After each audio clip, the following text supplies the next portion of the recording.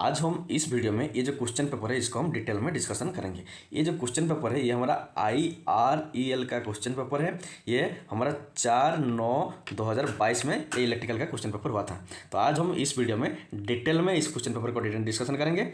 और अगर आपको वीडियो अच्छा लगता है तो सब्सक्राइब जरूर कीजिएगा। तो देखो क्वेश्चन नंबर 1 से हम डिटेल में डिस्कशन शुरू करते हैं। तो देखो क्वेश्चन नंबर 1 क्या है। देखो जो क्वेश्चन नंबर 1 है, देखो the device use for measuring electric potential difference between 2 points in a electrical circuit is known as. Question कहता है कि किसी भी इलेक्ट्रिकल सर्किट में कौन सा डिवाइस होता है जो इलेक्ट्रिक पोटेंशियल डिफरेंस को मेजर करता है। वो हमारा पोटेंशियोमीटर होता है, या फिर एमीटर होता है, या फिर गैल्वेनोमीटर होता है, या फिर वोल्टमीटर होता है। तो इसका आंसर होगा जो हमारा वोल्टमीटर होता है वो इलेक्ट्रिक पोटेंशियल डिफरेंस को मेजर करता है। तो ऑप्शन नंबर 4 होगा इसका करेक्ट आंसर। देन देखो क्वेश्चन नंबर 2। क्वेश्चन नंबर 2 देखो, क्वेश्चन नंबर 2 क्या कहता है। देखो which of the following is not a vector quantity. इनमें से कौन सा एक वेक्टर क्वांटिटी नहीं है। देखो एक होता है स्केलर क्वांटिटी, दूसरा होता है वेक्टर क्वांटिटी।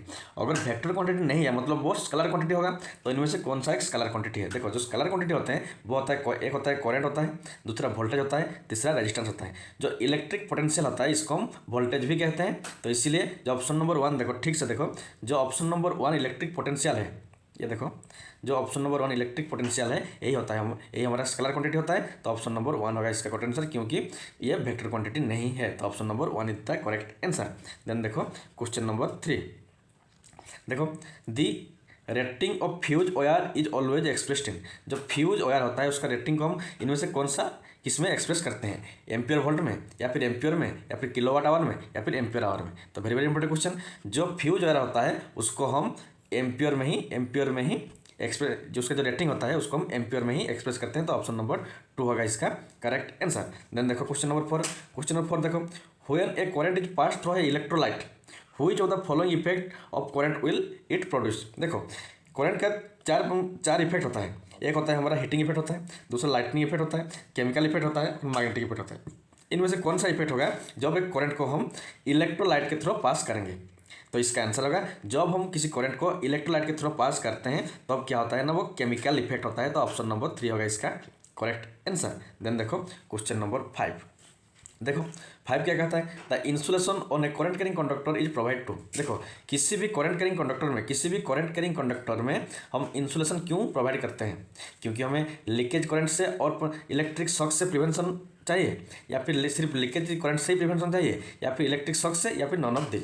तो इसका आंसर होगा जो हमारा करंट कैरिंग कंडक्टर होता है उसमें हम इंसुलेशन इसलिए देते हैं क्योंकि हमें दोनों मीन्स इलेक्ट्रिक शॉक से भी सेफ्टी चाहिए और लीकेज करंट से भी हमें सेफ्टी चाहिए। तो ऑप्शन नंबर 1 जो होता है ये वाला both prevent of leakage current and prevention of electric shock, ये होता है ऑप्शन नंबर 1 होगा इसका करेक्ट आंसर। देन देखो क्वेश्चन नंबर 6। देखो क्वेश्चन नंबर 6 है capacity of a storage battery is measured in. किसी भी स्टोरेज बैटरी का जो कैपेसिटी होता है उसको हम एम्पियर में मेजर करते हैं, या फिर वाट में, या फिर एम्पियर आवर में, या फिर वोल्ट में। तो इसका आंसर होगा बैटरी का जो स्टोरेज कैपेसिटी होता है उसको हम एम्पियर आवर में ही मेजर करते हैं। तो ऑप्शन नंबर जो 3 ये वाला देखो ऑप्शन नंबर 3 होगा इसका करेक्ट आंसर। जैसे कि हमारा देखो जो मोबाइल का बैटरी होता है वो एमएच में होता है, मिली एम्पियर आवर में होता है, वो एम्पियर आवर का एक छोटा वर्जन होता है। बड़े बैटरी होता है वो एम्पियर आवर में ही उसका कैपेसिटी को हम एक मेजर करते हैं, लेकिन जो मोबाइल का जो छोटा बैटरी होता है उसको हम मिली एम्पियर आवर में एक्सप्रेस करते हैं। तो ऑप्शन नंबर इसका ऑप्शन नंबर 3 होगा इसका करेक्ट आंसर। देन देखो क्वेश्चन नंबर 7। क्वेश्चन नंबर 7 देखो 7 कहता है व्हाट इज और are the unit of electrical energy. Electrical energy का यूनिट क्या है, जूल है, या फिर इलेक्ट्रॉन वोल्ट है, या फिर किलोवाट आवर है, या फिर ऑल ऑफ दिस। तो इसका आंसर होगा जो इलेक्ट्रिकल एनर्जी होता है उसका यूनिट हमारा जूल भी होता है, इलेक्ट्रॉन वोल्ट भी होता है, किलोवाट आवर भी होता है। तो इसलिए option number 4 all of this is the correct answer. Then देखो क्वेश्चन नंबर 8। देखो क्वेश्चन नंबर 8 क्या है, a switch in the electrical circuit is always connected to the. देखो इलेक्ट्रिकल सर्किट का जो स्विच होता है उसको हम हमेशा अर्थ वायर में कनेक्शन करते हैं, या फिर लाइव वायर में, या फिर न्यूट्रल वायर में, या फिर एनी ऑफ दिस। तो इसका आंसर होगा जो इलेक्ट्रिकल सर्किट होता है उसके स्विच को हम लाइव वायर में कनेक्शन करते हैं। जो लाइव वायर होता है उसको हम फ्यूज वायर भी कहते हैं। तो ऑप्शन नंबर 2 होगा इसका करेक्ट आंसर। देन देखो क्वेश्चन नंबर 9। क्वेश्चन नंबर 9 देखो farad is the unit of. देखो कैपेसिटेंस का यूनिट फैराड है, या फिर इलेक्ट्रोमोटिव फोर्स का यूनिट फैराड है, या फिर इलेक्ट्रिक पावर का यूनिट फैराड है, या फिर पोटेंशियल डिफरेंस का यूनिट फैराड है। तो इसका आंसर होगा जो कैपेसिटेंस होता है इसका यूनिट हमारा फैराड होता है। तो ऑप्शन नंबर 1 होगा इसका करेक्ट आंसर। और जो पोटेंशियल डिफरेंस होता है इसका यूनिट वोल्टेज होता है, इलेक्ट्रिक पावर का यूनिट वाट होता है, ये सभी मालूम है। तो ऑप्शन नंबर 1 जो फैराड होता है वो हमारा कैपेसिटेंस का यूनिट होता है। तो ऑप्शन 9, क्वेश्चन नंबर 9 का आंसर क्या है? Option number 1 is the correct answer. Then देखो क्वेश्चन नंबर 10 देखो, which of the following material is semiconductor?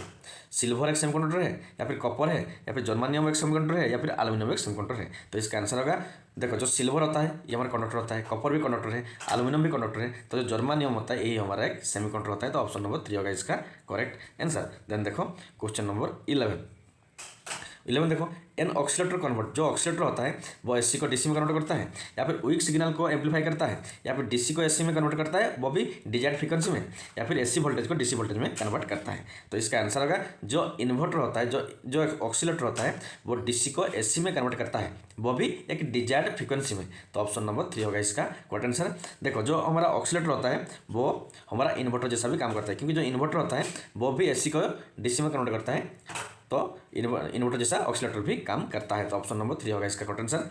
और एसी को डीसी में कौन कन्वर्ट करता है? एसी को डीसी में रेक्टिफायर करता है, ये भी आपको याद रखना होगा। तो ऑप्शन नंबर 3 होगा इसका correct answer.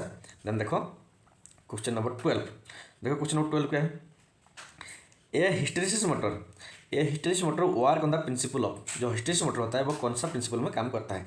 Magnetisation of rotor principal में, या फिर एडी करंट लॉस प्रिंसिपल में, या फिर इलेक्ट्रोमैग्नेटिक इंडक्शन प्रिंसिपल में, या फिर हिस्टेरिसिस लॉस प्रिंसिपल में। देखो जो हिस्टेरिसिस मोटर होता है वो हिस्टेरिसिस लॉस प्रिंसिपल में ही काम करता है, तो इसलिए जो ऑप्शन नंबर 4 है ये होगा इसका करेक्ट आंसर।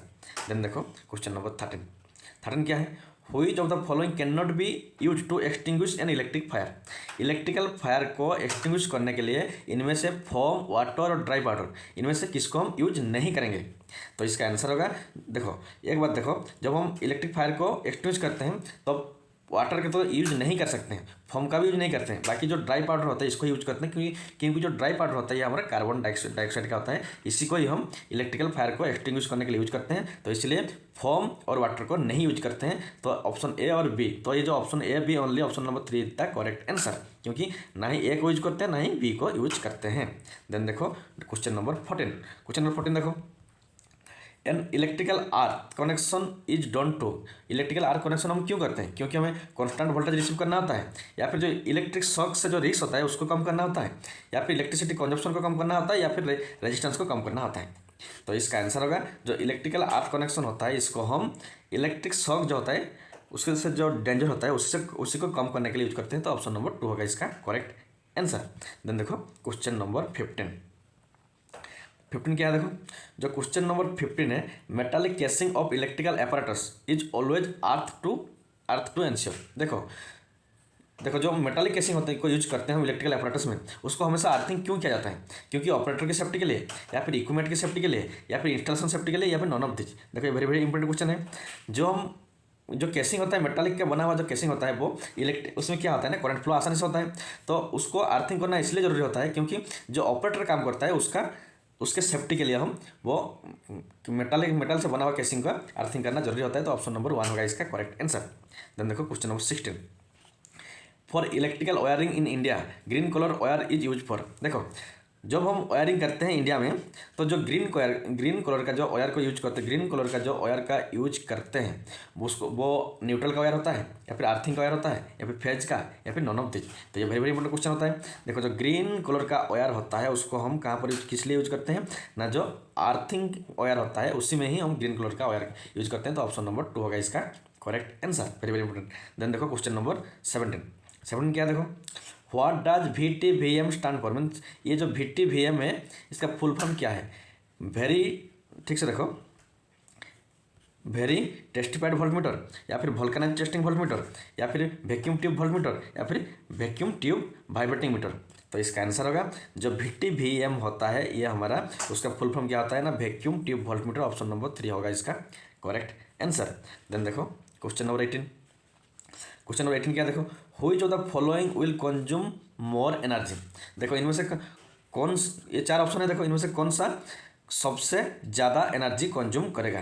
एक 100 वाट हीटर जो आधा घंटा के लिए चलेगा वो ज़्यादा एनर्जी कंजप्शन करेगा, या फिर जो 40 वाट का इलेक्ट्रिक आयरन 1 घंटा के लिए चलेगा तब ज़्यादा एनर्जी कंजप्शन करेगा, या फिर 100 वाट का लैंप 4 घंटा के लिए चलेगा तब ज़्यादा एनर्जी कंजप्शन करेगा, या फिर 50 वाट का लैंप 6 घंटे के लिए चलेगा तब वो ज़्यादा एनर्जी कंजप्शन करेगा।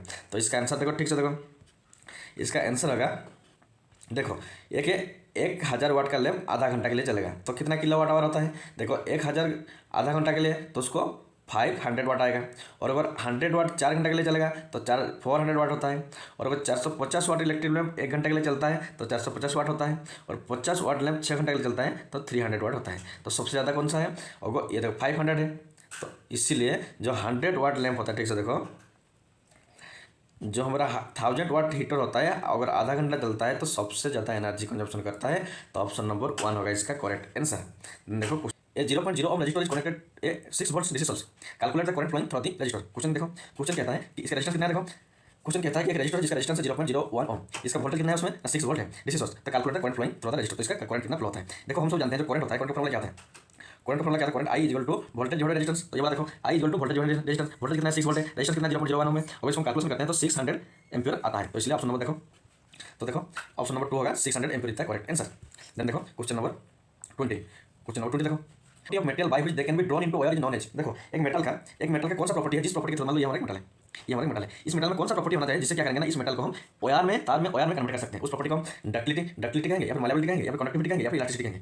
तो इसका आंसर होगा जिस प्रॉपर्टी, अगर एक मेटल में डक्टिलिटी प्रॉपर्टी होता है मतलब उसको हम तार में कन्वर्ट कर सकते हैं। तो ऑप्शन नंबर 1 डक्टिलिटी होगा इसका करेक्ट आंसर। देन देखो क्वेश्चन नंबर 21 क्या था, देखो in case of short circuit dash current will flow in this circuit. Very important question. देखो एक होता है हमारा शॉर्ट सर्किट, दूसरा होता है ओपन सर्किट। जो शॉर्ट सर्किट होता है इसमें वोल्टेज क्या होता है ना, जीरो होता है, और जो करंट होता है ये बहुत ज़्यादा इन्फिनिट होता है। और जो ओपन सर्किट होता है इसमें करंट क्या होता है, करंट जीरो होता है, और जो वोल्टेज होता है ये बहुत ज़्यादा होता है। तो क्वेश्चन में क्या है, शॉर्ट सर्किट तो करंट का वैल्यू क्या होगा ना, इन्फिनिट। ऑप्शन नंबर 4 होगा इसका करेक्ट आंसर। तो जो क्वेश्चन नंबर 21 है उसका आंसर कितना है ना, ऑप्शन नंबर 4 इन्फिनिट इतना करेक्ट आंसर। देन देखो question number 22, the number bits in a byte. एक बाइट में कितना बिट होता है, 2, 4, 8 या फिर 16।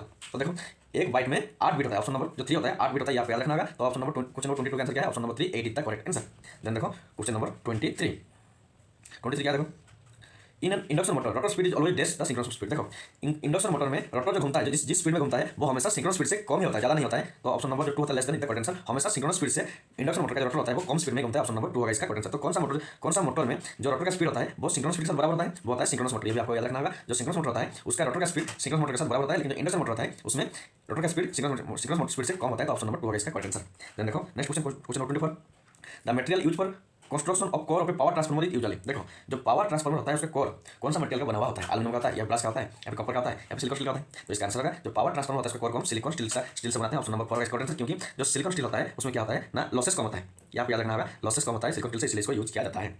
देन देखो question number 25, what is the unit magnetic flux. Magnetic flux का यूनिट क्या है, ये हमारा कूलम है या फिर टेस्ला है या फिर वेबर है या फिर न्यूटन है। तो हम तो जानते हैं जो मैग्नेटिक फ्लक्स होता है उसका क्या होता है, वेबर होता है। तो option number 3 the correct answer.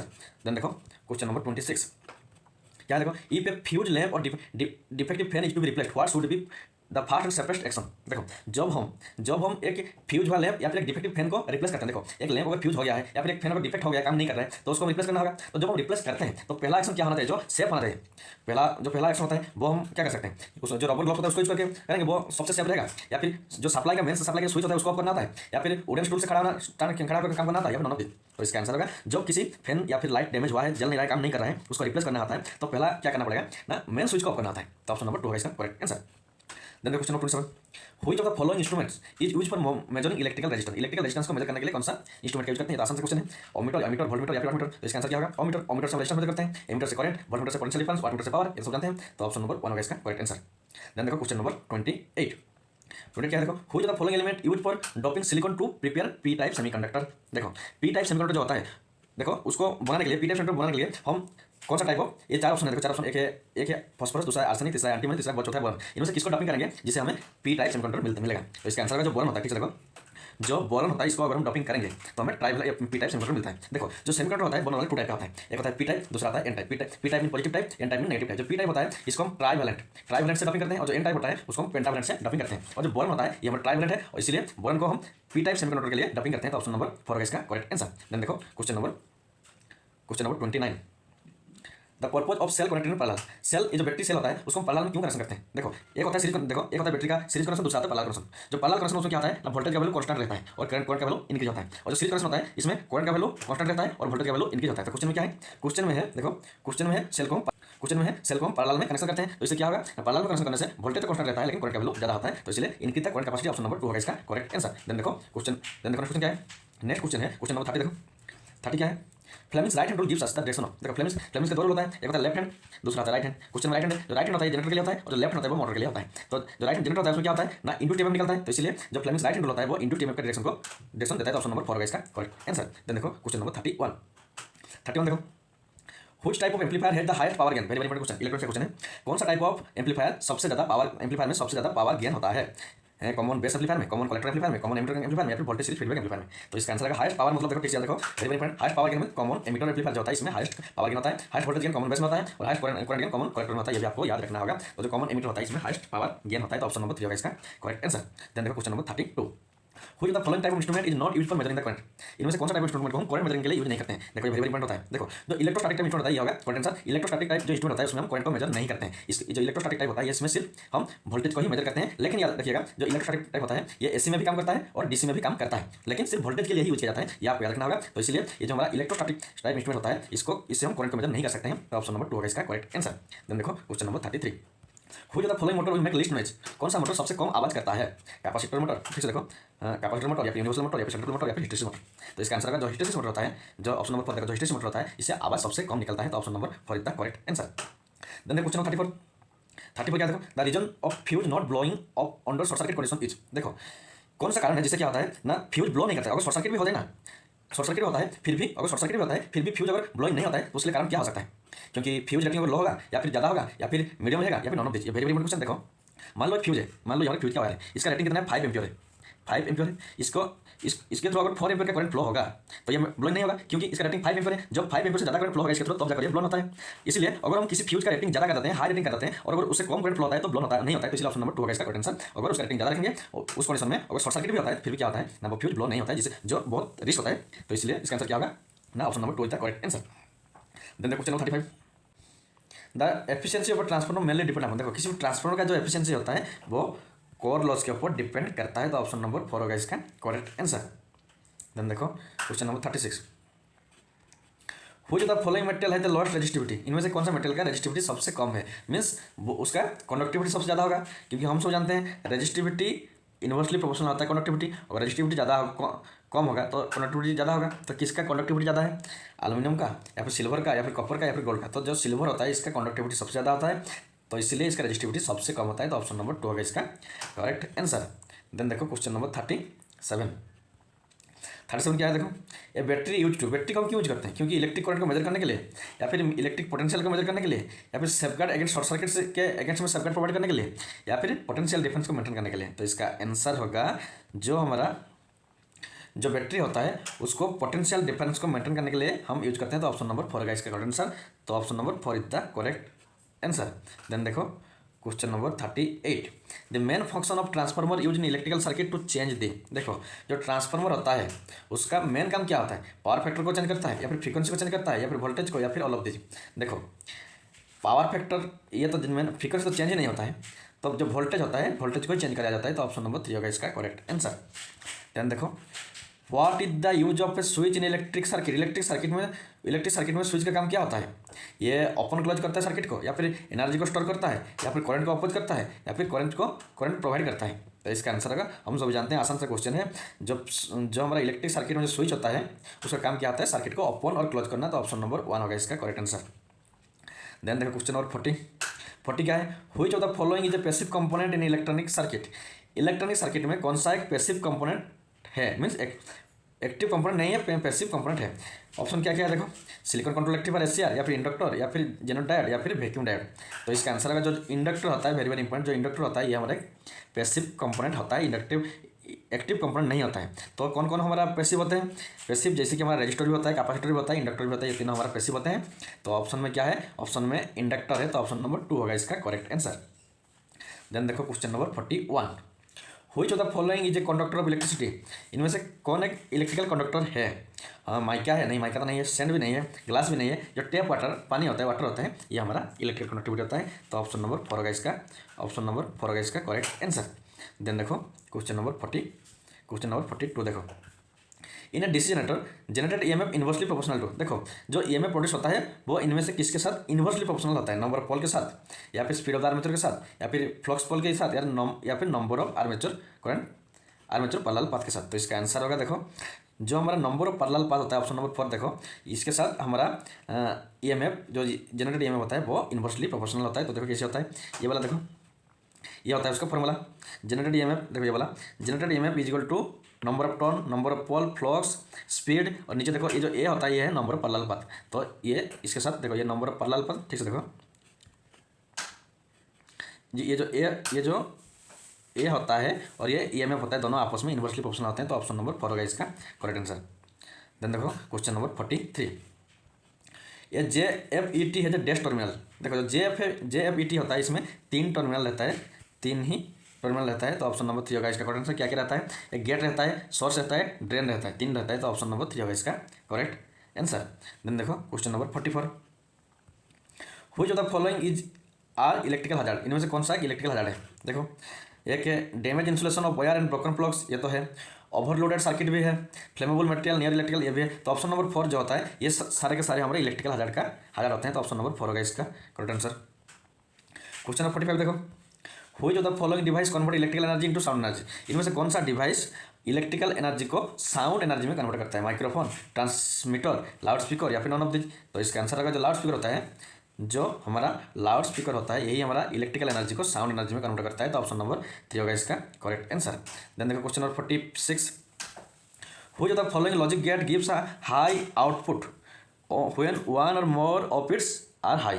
तो इसका आंसर होगा देखो जो और गेट होगा ये इसका करेक्ट आंसर। इसमें क्या होता है, चाहे जीरो, देखो जो हमारा और गेट होता है उसमें मान लो ये ए है, ये बी है, 0 0 देंगे तो 0 मिलेगा, 0 1 देंगे तो 1 मिलेगा, 1 0 देंगे तो 1 मिलेगा, और 1 1 1 और 1 देंगे तो 1 मिलता है। तो जो 1 होता है वो हाई होता है, जो 0 होता है लो होता है। क्वेश्चन में क्या है, देखो 1 और मोर, देखो चाहे एक हाई दे, देखो ये वाला देखो इसमें देखो एक 0 है एक 1 है फिर भी 1 मिल रहा है। देखो एक 0 मीन्स ये लो ये हाई, तो अगर एक हाई मिलता है फिर भी आउटपुट हाई मिलता है, और अगर दोनों हाई होता है फिर भी हमें हाई मिलता है। तो इसको इसलिए इसका आंसर क्या होगा, OR gate is the correct answer.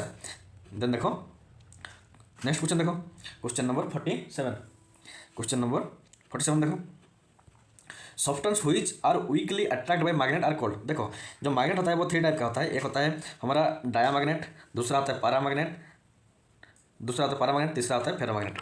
जो डायामैग्नेट होता है वो अट्रैक्ट करता ही नहीं, और जो पैरामैग्नेट वो वीकली अट्रैक्ट करता है, और जो फेरोमैग्नेट होता है वो स्ट्रांगली अट्रैक्ट करता है। तो क्वेश्चन में क्या है, वीकली अट्रैक्ट, तो जो पैरामैग्नेट वो करेक्ट आंसर होगा। तो ऑप्शन नंबर 3 होगा इसका करेक्ट आंसर। देन देखो क्वेश्चन नंबर 48 देखो, which of the following use for voltage regulation. इनमें से किसको हम वोल्टेज रेगुलेशन के लिए यूज करते हैं, पोटेंशियल, जेनोडाइड, रिले या फिर फ्यूज। देखो जो जेनोडाइड होता है इसको हम हमेशा वोल्टेज रेगुलेशन के लिए यूज करते हैं। तो ऑप्शन नंबर 2 होगा इसका करेक्ट आंसर। इसको हम हमेशा रिवर्स पोलैरिटी में यूज करते हैं, ये भी आपको याद रखना होगा। देन देखो 49, in case of alternating current the current flow. देखो एक होता है डायरेक्ट करंट, दूसरा होता है ऑल्टरनेटिंग करंट। जो ऑल्टरनेटिंग करंट होता है उसमें क्या होता है ना, करंट पीरियडिकली रिवर्स डायरेक्शन। देखो ऐसे होता है, एक मतलब पहला हाफ पीरियड में पॉजिटिव रहेगा, नेक्स्ट हाफ पीरियड में नेगेटिव रहेगा, फिर पॉजिटिव फिर नेगेटिव, मीन्स ये पीरियडिकली चेंज होता रहता है। तो ऑप्शन नंबर 3 होगा इसका करेक्ट आंसर।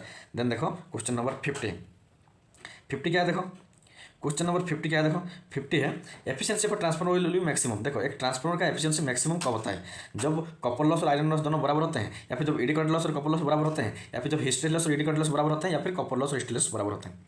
तो इसका आंसर होगा ट्रांसफार्मर की जो एफिशिएंसी मैक्सिमम तब होता है जब उसमें वेरिएबल लॉस और कांस्टेंट लॉस दोनों बराबर होते हैं। और वेरिएबल लॉस कांस्टेंट लॉस कौन होते हैं, जो कॉपर लॉस होता है, ठीक से देखो जो कॉपर लॉस होता है, देखो जो कॉपर लॉस होता है वो वेरिएबल लॉस होता है, जो आयरन लॉस होता है वो कांस्टेंट लॉस होते हैं, और दोनों जब इक्वल होते हैं उसको उसमें क्या होता है ना, ट्रांसफार्मर का एफिशिएंसी मैक्सिमम होता है। तो ऑप्शन नंबर 1 होगा इसका करेक्ट आंसर। देन देखो तो इतना ही था इस क्वेश्चन पेपर में, टेक्निकल क्वेश्चन पेपर। तो ये 50 क्वेश्चन था। आज हम इस वीडियो में सारे के सारे 50 क्वेश्चन को डिटेल डिस्कशन करते हैं। और अगर आपको वीडियो अच्छा लगता है तो सब्सक्राइब जरूर कीजिएगा। Thanks for watching.